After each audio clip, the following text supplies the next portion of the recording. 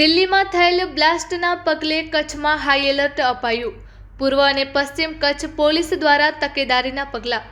મહત્વના વિવિધ સ્થળે પોલીસ દ્વારા સઘન ચેકિંગ હાથ ધરાયું તેમજ માર્ગો પર પોલીસ દ્વારા નાકાબંધી કરી વાહનોની ચેકિંગ શરૂ કરાઈ।